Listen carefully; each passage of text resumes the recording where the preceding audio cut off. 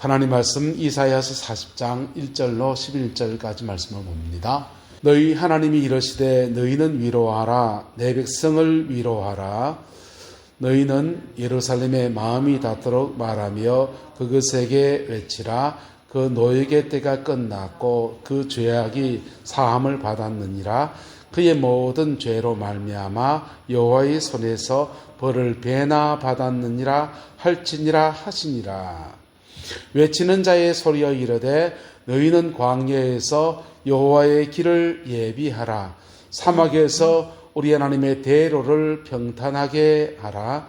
골짜기마다 더두어지며 산마다 언덕마다 낮아지며 고르지 아니한 곳이 평탄하게 되며 험한 곳이 평지가 될 것이요 여호와의 영광이 나타나고 모든 육체가 그것을 함께 보리라. 이는 여호와의 입이 말씀하셨느니라. 말하는 자의 소리여 이르되 외치라.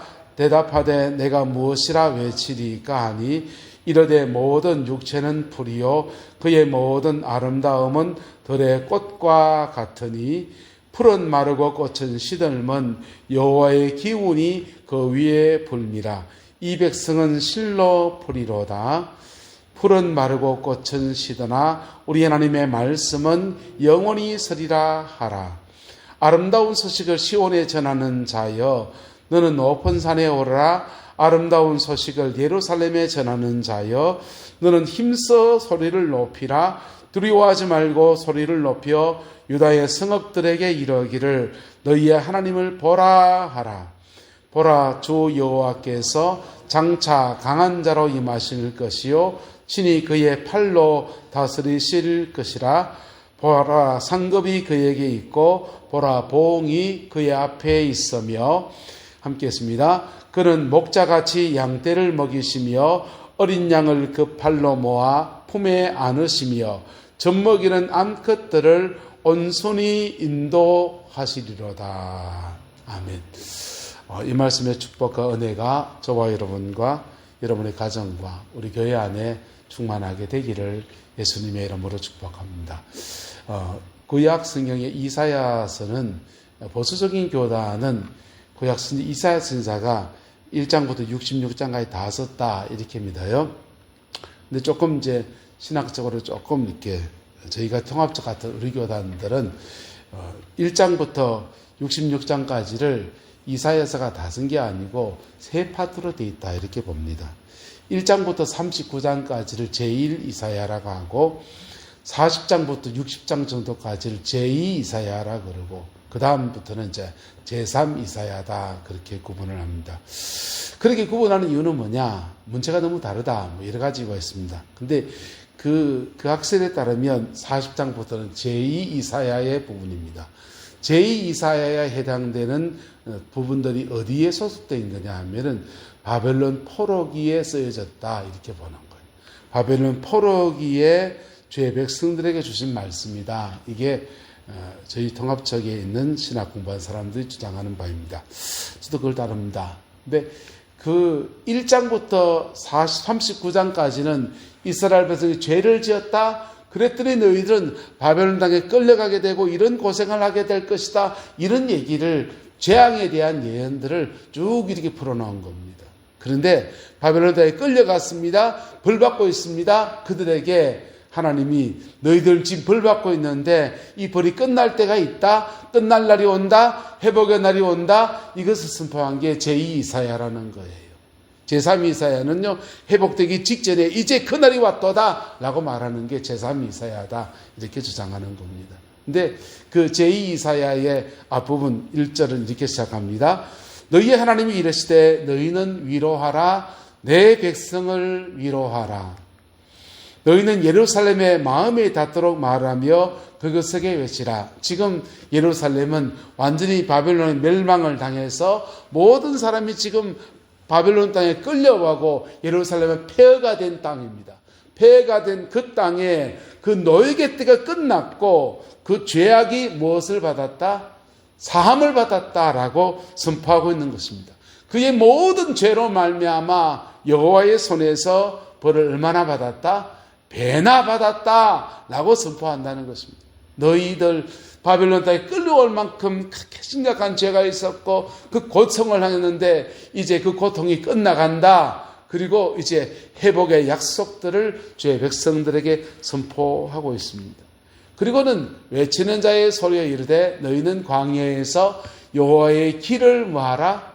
예비하라. 사막에서 우리 하나님의 대로를 평탄하게 하라. 어디 가려고요?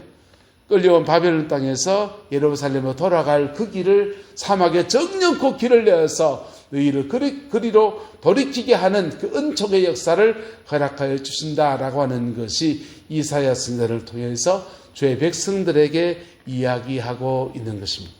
자, 이렇게 말씀을 선포했는데 이것을 이루어가는 데 있어서는요. 이루어가는 데 있어서는 그냥 된 것이 아니고 하나님이 정치 주도자를 예비하셨습니다. 고레스 왕이라고 한 사람.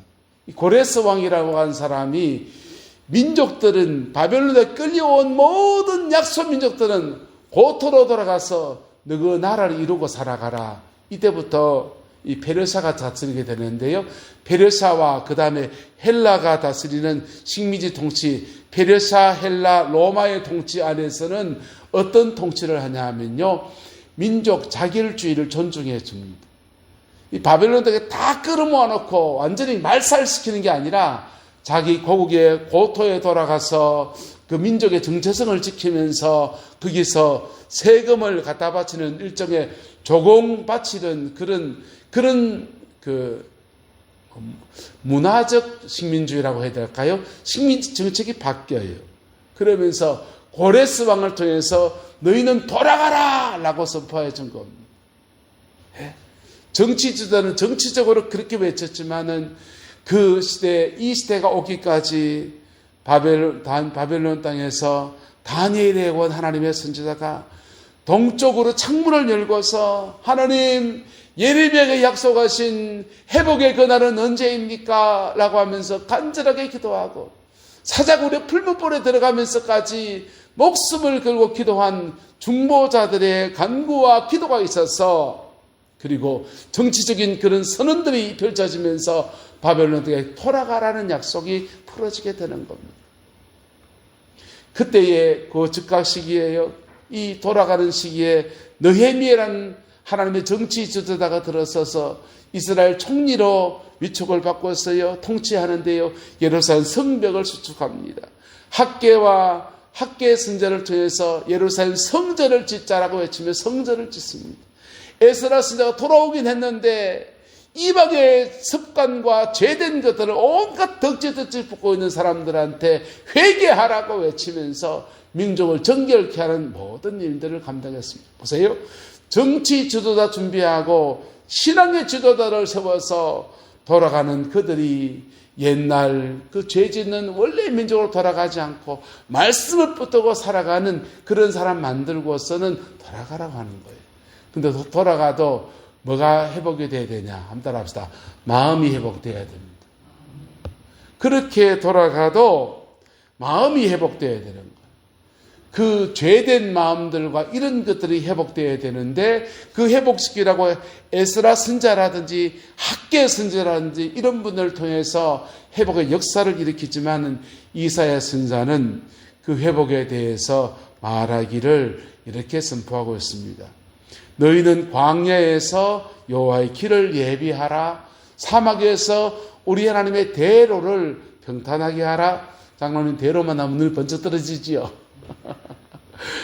이대로 형제가 아니고 원대로 형제가 아니고 하나님이 준 큰 길들이 열려져라 평탄하게 하라고 하면서 골짜기마다 모하여지고 더두어지고 산마다 언덕마다 낮아지고 고르지 않은 곳이 평탄하게 되며 험한 곳이 평지가 될 것이다. 이렇게 이야기하고 있습니다.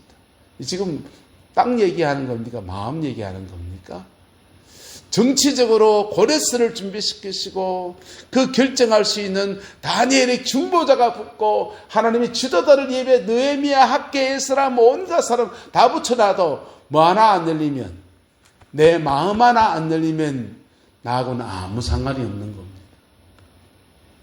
하나님이 바깥에서 온갖 일을 다 해도 내 마음 하나 안 열리면 아무 소용이 없는 것.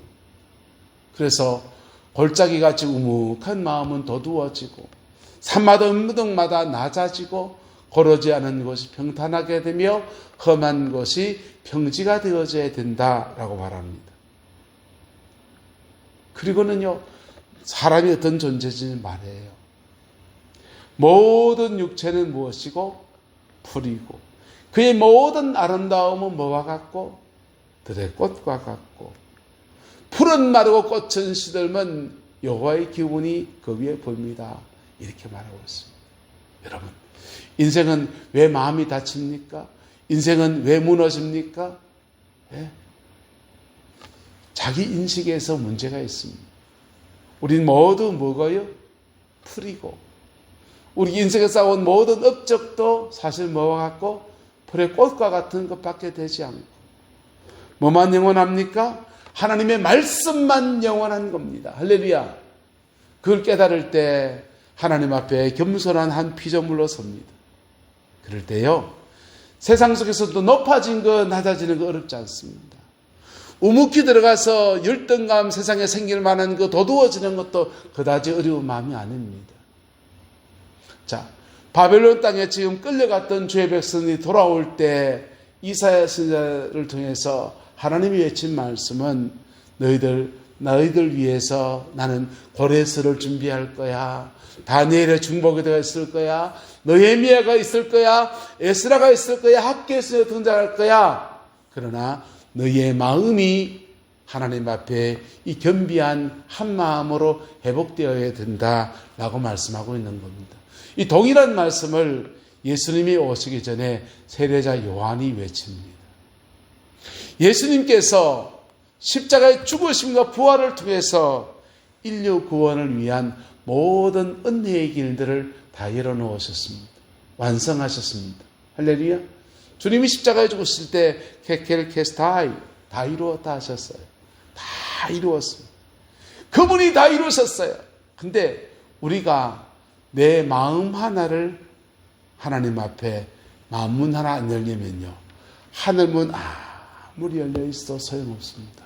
하나님이 억만금을 준비해놔도 우리 마음의 의욕이라든지 마음이라든지 마음결 하나가 잘못되어 버리면 그 모든 것들은 구름의 뜻과 같은 거예요.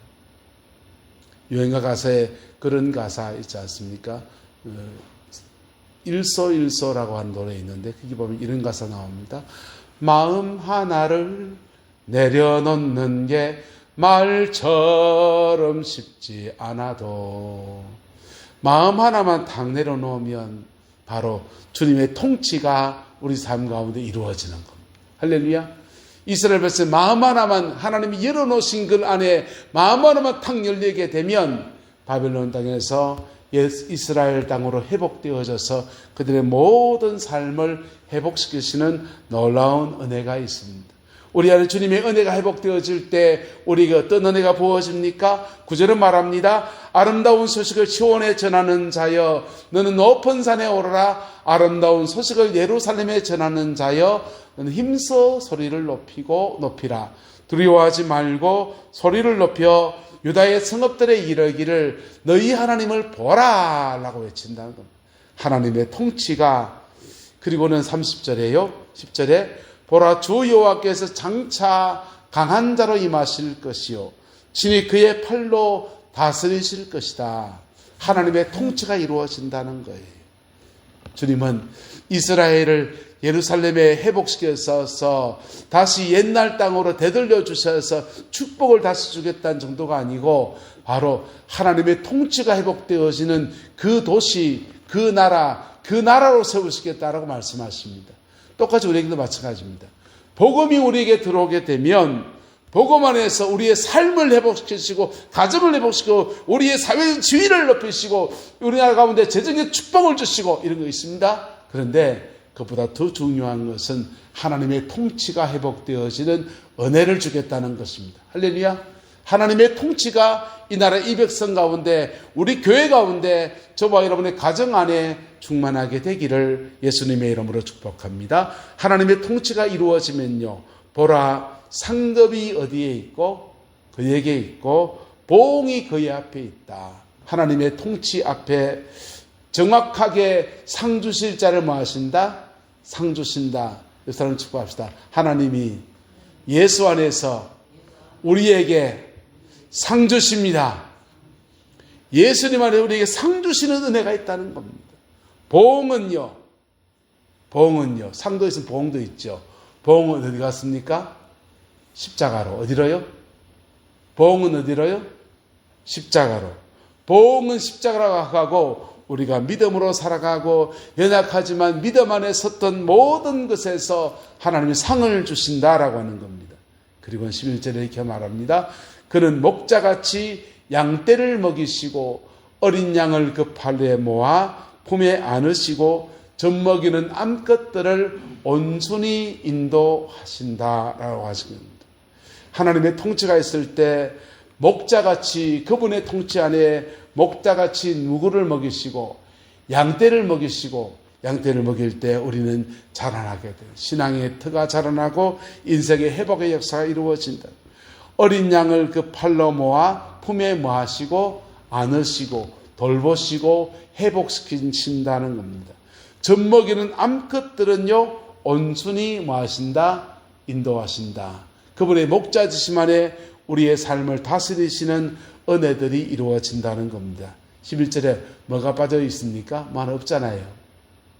양떼의 머리에는요 어린 양도 있고 암컷도 있고 또 하나 뭐 있습니까?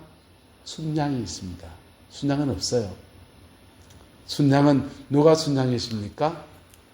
순양은 양떼 중에 순양의 역할은요 바깥을 지키는 거예요. 양머리의 리더가 되어지는 거예요. 그리고 앞서가서 양떼가 어디 가서 목초질할 것인가 경계하며 앞서 나가서 길을 예비하는 사람, 그게 순양의 역할이에요. 그 역할을 누가 하겠다는 겁니까? 하나님이 하시겠다는 겁니다. 할렐루야. 저와 여러분의 가정과 삶 안에 하나님의 통치가 이루어진다는 거예요. 여러분, 우리는 대림절을 가까이 두고 있습니다. 하나님의 통치가 우리 가운데 이루어지게 되기를 예수님의 이름으로 축복합니다. 이스라엘 나라가 회복되어지는 모든 여정에 외부에서 준비한 수많은 것들이 있습니다. 근데 마음 하나 안 열리면 그 외부에서는 수많은 하나님이 예비하신 것들은 무용지물이었습니다. 바벨론 땅에서 이스라엘 땅으로 회복되어지는 그 길들이 열려졌지만은 실제로 그 길을 따라서 회복되어 고토로 돌아온 사람은 그렇게 많지 않습니다. 많은 사람이 바벨론 땅에 그냥 남았습니다. 그냥 남았습니다. 그리고는 시나고게를 만들어서 예배하는 공동체를 만들어 그렇게 살아가다가 시간이 지나고 지나가면서 희미해지다가 민족의 정체성을 잃어버리게 돼요. 여러분, 하나님이 예비하신 은혜, 예수님 안에 이루어놓은 은혜도 모든 인류를 위해서, 우리를 위해서 늘 열려있는 것이고 주님이 다 이루어 놓으신 터입니다. 할렐루야. 거기에도 우리의 마음 하나가 열리지 않으면, 높아진 그 마음 하나 때문에, 열등감의 세계에서 우묵히들어가는 그 마음 하나 때문에 하나님은 길이 하나 안 열려서 하나님의 통치가 우리 삶에 흘러들어오지 못할 수 있다라고 하는 것입니다. 하나님의 통치가 흘러들어오면 어떻습니까? 역사에 대해 보십시오. 하나님의 통치가 흘러들어온 민족들, 하나님의 통치가 흘러들어온 가정마다 어떻게 되었습니까? 놀라운 회복의 역사가 있는 겁니다. 지난 주간에 계속해서 아내랑 조혜련 권사 집사님인가요? 그분 간증을 이렇게 들었습니다.